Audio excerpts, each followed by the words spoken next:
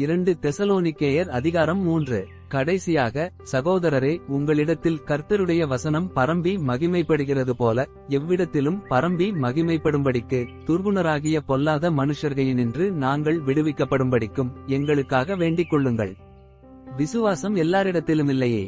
கர்த்தரோ உண்மையுள்ளவர், அவர் உங்களை ஸ்திரப்படுத்தி தீமையினின்று விலக்கி காத்துக்கொள்ளுவார். மேலும் நாங்கள் கட்டளையிடுகிறவைகளை நீங்கள் செய்து வருகிறீர்களென்றும் இனிமேலும் செய்வீர்களென்றும் உங்களை குறித்து கர்த்தருக்குள் நம்பிக்கையாயிருக்கிறோம். கர்த்தர் உங்கள் இருதயங்களை தேவனை பற்றும் அன்புக்கும் கிறிஸ்துவின் பொறுமைக்கும் நேராய் நடத்துவாராக.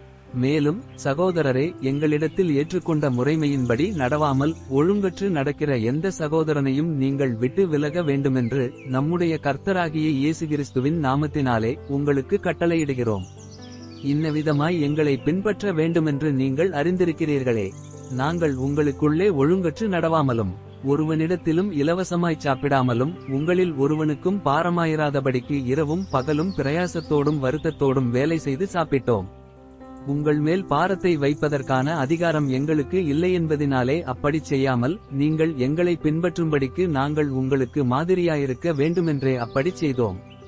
ஒருவன் வேலை செய்ய மனதில்லாதிருந்தால் அவன் சாப்பிடவும் கூடாதென்று நாங்கள் உங்களிடத்தில் இருந்தபோது உங்களுக்கு கட்டளையிட்டோமே. உங்களில் சிலர் யாதொரு வேலையும் செய்யாமல் வீண் அலுவற்காரராய் ஒழுங்கற்று திரிகிறார்களென்று கேள்விப்படுகிறோம்.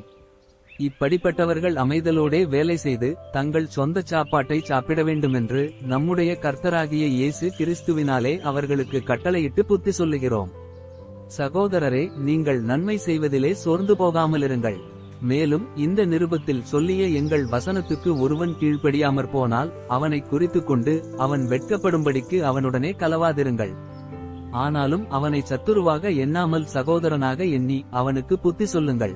சமாதானத்தின் கர்த்தர் தாமே எப்பொழுதும் சகலவிதத்திலும் உங்களுக்கு சமாதானத்தை தந்தருளுவாராக.